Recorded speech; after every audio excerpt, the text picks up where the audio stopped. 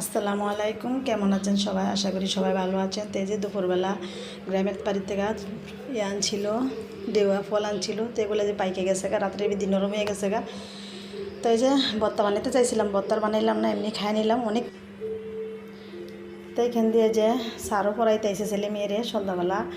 তো এখন এই যে পাকোড়া বানানোর জন্য পুঁই শাক, আলু, পেঁয়াজ কাইচা নিছি। এখানে সব ধরনের মশলাপাতি নিয়ে নিছি ফ্রিজে। ওইখানে দেখছেন বেসনও নিয়ে নিছি। তো এগুলো সব উপকরণ একসাথে দিয়ে মাইখানি মাখার পরে আর কি তেলে ভাজতে হইব। ওইখান থেকে তেল আমি গরম দিয়ে দিছি চুলে।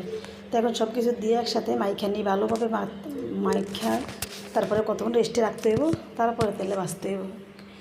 তো এই যে সব কিছু দেখতে আছেন, মাইখা নিতেছি। যে যে জায়গাতে দেখছেন ভিডিওটা অবশ্যই লাইক কমেন্ট শেয়ার করবেন, আমাদের পাশেই থাকবেন, সাবস্ক্রাইব করবেন। তো এটা কেমন লাগলো অবশ্যই জানাবেন। এই পাকোড়া আপনারা খান কিনে এভাবে তাও অবশ্যই জানাবেন। তো সবগুলো উপকরণ মাখা শেষ। এখন আমি যে তেলটা ওইখানটা গরম হয়ে গেছে গা। তো আমি যে কড়াইতে দিয়ে দিলাম তেলে একটা একটা করে সব কিছু দিয়ে দিলাম। গ্যাসও কম, তো দেখি কতক্ষণ হয়। তো দিতে দিতে সবগুলোই দিয়ে নিলাম, দেখি কতক্ষণ হয় ভাইজানি। তো এখান থেকে অন্যান্য কাজও আছে, ওগুলোও করে নিলাম। এখান থেকে সালাদ বানিয়ে নিছি, শসা, টমেটো, পেঁয়াজ, কাঁচামরিচ কাইটা নিছি। এখান দিয়ে যে সব কিছু বাজা বুঝেও নিছি।